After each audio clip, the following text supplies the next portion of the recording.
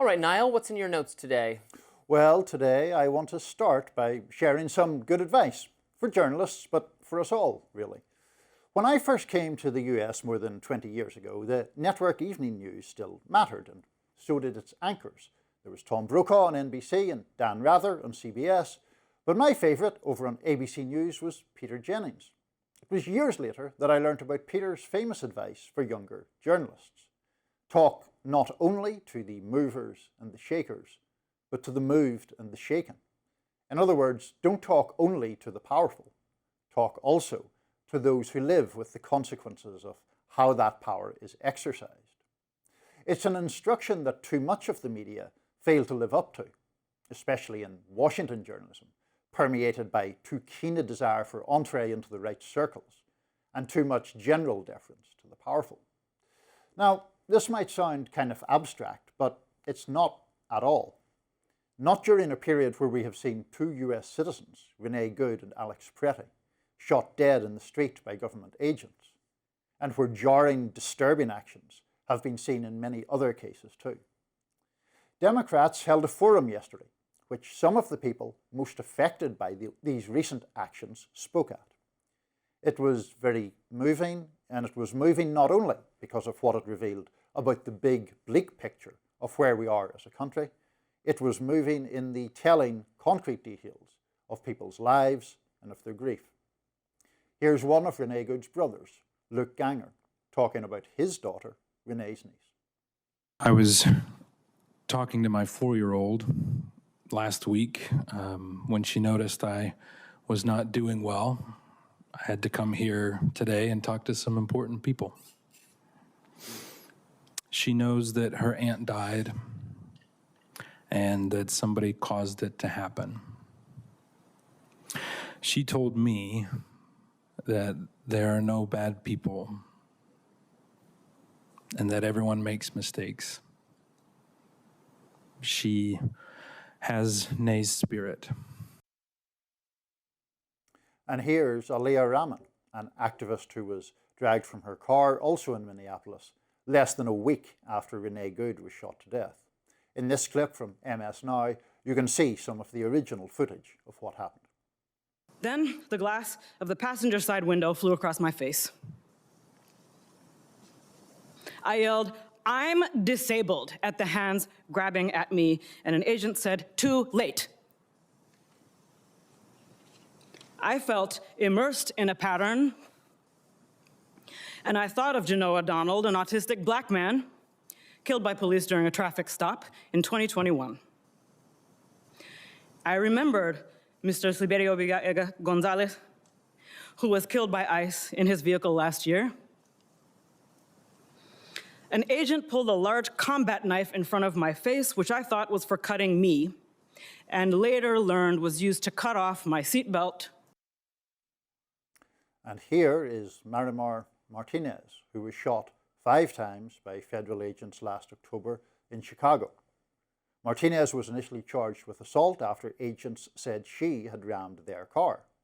Then, as CBS News puts it, quote, "The case against her fizzled as Border Patrol's story changed." The assault charges were dropped. Here she is. I struggle every day with the physical pain and the suffering. I cannot close my hand yet to hold the pen. I try to play with the children at my school, and I am in a significant pain as I attempt to do things I was easily able to do before October 4. Of course, other participants in these stories will have their own version of events. But here's the thing. The stories we just listened to, they didn't take place in a vacuum. They happened under a president who has demonized immigrants for years, talking about foreigners, quote, poisoning the blood of our country. They happened under a president who has given a nod and wink to violence since his first rallies a decade ago. Rallies where he would encourage his supporters to, quote, knock the crap out of protesters.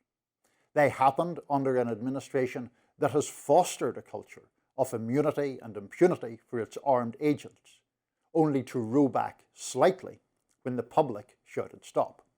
Here from the Bulwark are 2 clips of Vice President Vance 2 weeks apart.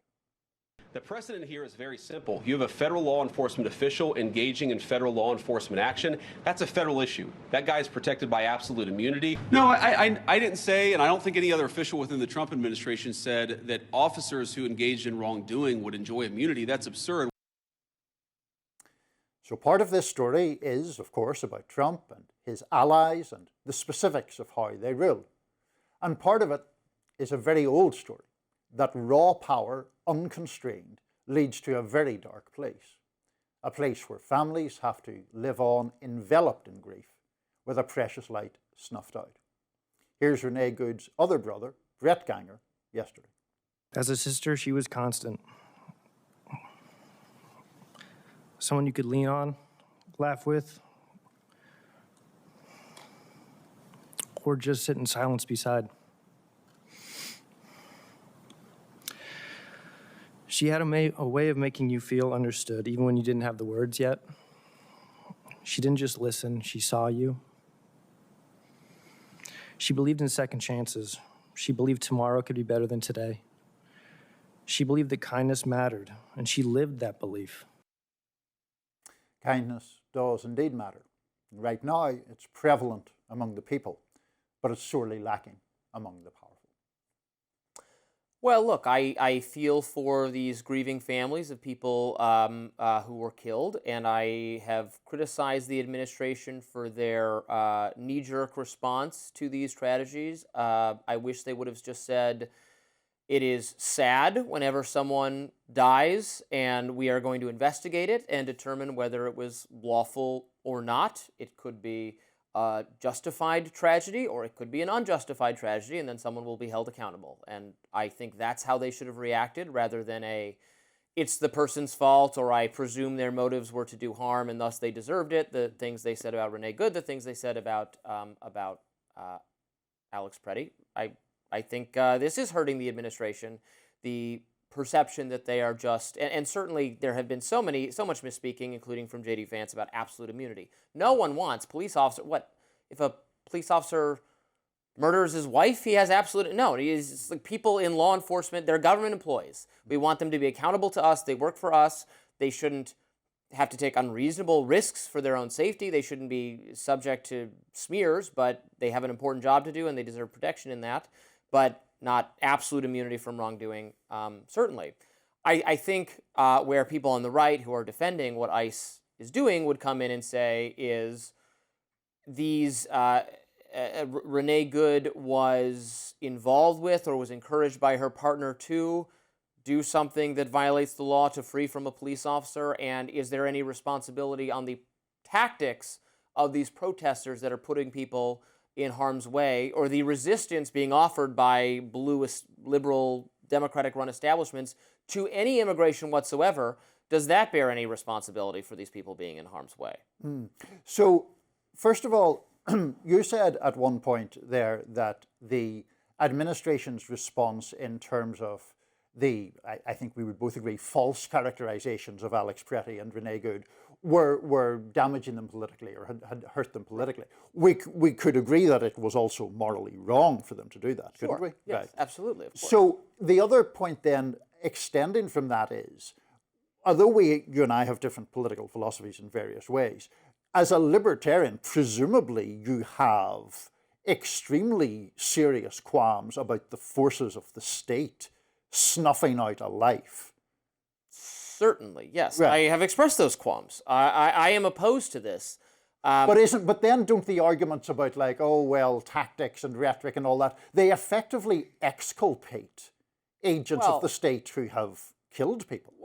Well, regardless of my feelings about it, you don't have the right to obstruct law enforcement. You don't have the right, if law enforcement says, stop right there, you can't just run away, you can't drive away in your car, no matter how illegitimate you might think their my philosophical views about how legitimate various taxes and regulations are have nothing to do about whether I have to follow them or pay them, right? I mean, this is a federalism issue. I prefer to have states, I'm a supporter of states' rights. I prefer to let states broadly police themselves, but my view of this is contravened by the Supreme Court, which has decided that immigration is a federal issue. And then the question becomes, why do these Democratic-run states and cities get to decide we're going to have no enforcement whatsoever, no cooperation whatsoever with the feds on immigration law, in the same way that if they'd said we're going to have no cooperation with the federal government on integrating our schools. We remember how that went. The National Guard got sent in.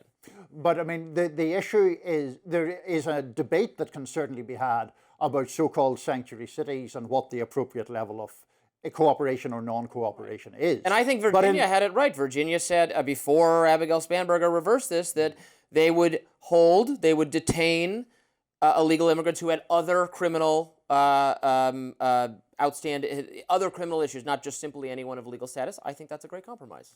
I mean, I think Renee Good and Alex Pretti were both killed in horrendous circumstances. I mean, I do too, and I think it was wrong. Again, you said it was morally wrong. No government official should make claims that are not supported. They had no evidence about, or no reason. They had no knowledge whatsoever about what they were doing or what their motivations are, and they said something about that. And that's the lack of professionalism that I think is harming the administration's goals.